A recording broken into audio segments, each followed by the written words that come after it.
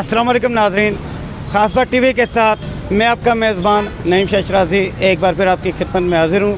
नाज़रीन, इस वक्त मैं मौजूद हूँ हसन स्क्वायर एक्सपो सेंटर के मकाम पर, जहाँ पर ये एक चौराहा है और इसी सिलसिले में हम इस चौराहे पर मौजूद हैं और हम इस वक्त मौजूद हैं पाकिस्तान तहरीक इंसाफ के सीनियर रहनुमा सर बुलंद खान साहब के पास और उनसे जानते हैं कि खान साहब ने जो तहरीक शुरू की है जेल भरो तहरीक, ये किस हद तक मौसर साबित हुई है, और आप ये भी बताइएगा कि इसके आइंदा अमल क्या होगा। जी बिस्मिल्लाहिर्रहमानिर्रहीम। बहुत शुक्रिया आज ख़ास बात का और आपका कि आज देखिए जेल भरी तहरीक आपने देखा कि लाखों लोग निकले KPK में और खैबर पख्तूनख्वा के जेलों में जगह ही नहीं थी।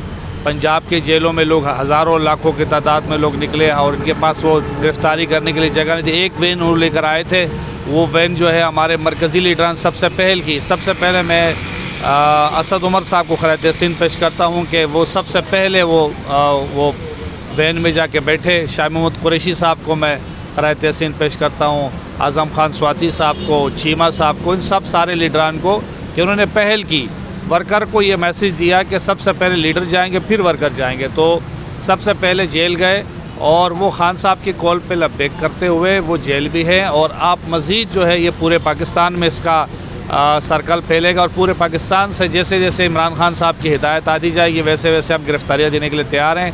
हमने कोई आज से 4-5 दिन पहले यहाँ एक प्रोग्राम किया था जिसमें रजिस्ट्रेशन करवाई थी।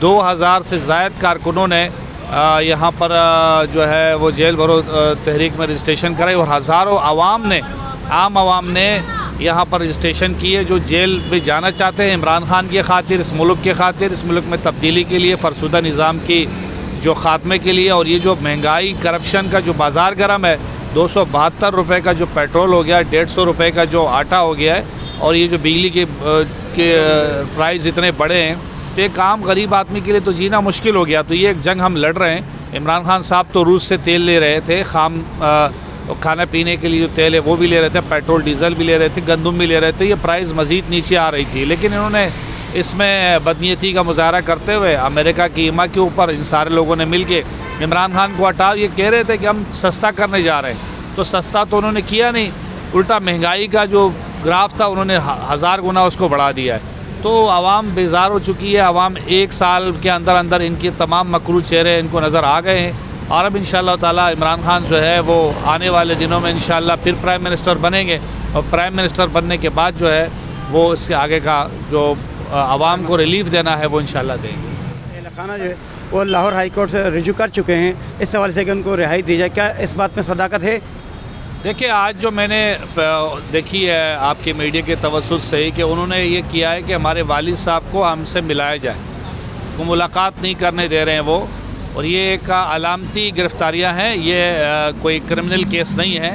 तो इसको भी अदालत से ये रिक्वेस्ट की है कि आप देखें कि आवाम इस निज़ाम से तंग है, ये कोई क्रिमिनल लोग तो नहीं है, ये अलामती आपको गिरफ्तारियाँ दे रहे हैं कि हम गिरफ्तारी इसलिए दे रहे हैं कि हम ये जो निज़ाम है चल नहीं पा रहा।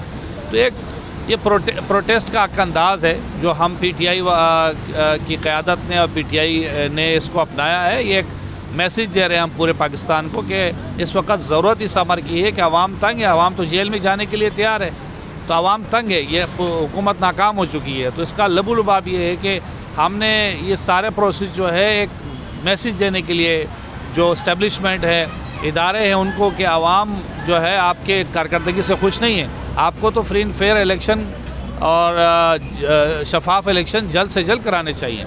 जो एक आइन और कॉन्स्टिट्यूशन असम्बली टूटने के बाद 90 दिनों में इलेक्शन होने चाहिए, वो क्यों नहीं हो रहे? और जो बार बार आप इस्तीफ़े कबूल नहीं कर रहे हैं, इस्तीफ़े कबूल कर रहे हैं और आप हाई कोर्ट जा रहे हो, सुप्रीम, ये तो सारा ड्रामा आवाम के मुफाद में तो नहीं है। तो हम चाहते हैं कि फ्री एंड फेयर इलेक्शन हो, फ्रेश इलेक्शन हो और इलेक्शन से ये मामला सारा चले। और दूसरा ये कि जेल भरो तहरीक जो है किस हद तक मौसर साबित हुई है कि इससे क्या मौजूदा हुकूमत पर कोई असर पड़ेगा?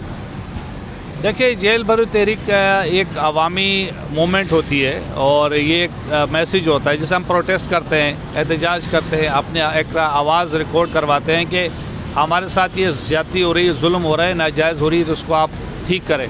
ये भी एक जस्टर है, प्रोटेस्ट का एक अंदाज़ है। हम एक मैसेज देना चाह रहे हैं कि ये आवाम के नज़रों में ये हुकूमत बिल्कुल ख़त्म है, नाकाम है। इनके पास अखलाक़ी जवाज़ नहीं है, आइनी जवाज़ नहीं है, क़ानूनी जवाज़ नहीं है।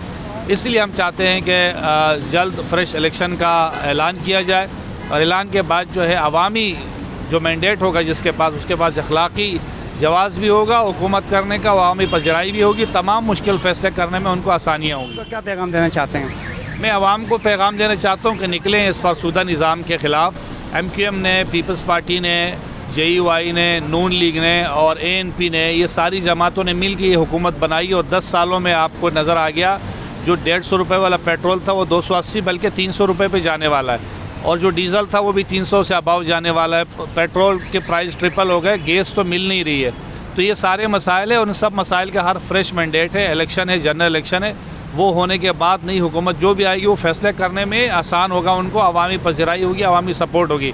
तो जनरल इलेक्शन इस मुल्क के तमाम तर मसाइल का हल की वाहिद चाबी जो है वो जनरल इलेक्शन है। फ्रेश मैंडेट के साथ कोई भी हुकूमत आए उसे हुकूमत करने का पूरा इख्तियार होगा। इस हुकूमत के पास कोई अखलाक़ी, कानूनी, आइनी जवाज़ नहीं है। कैमरामैन मोहम्मद नवीद अवान और ग़ुलाम यामीन के साथ नईम शराजी, ख़ास बात TV, कराची।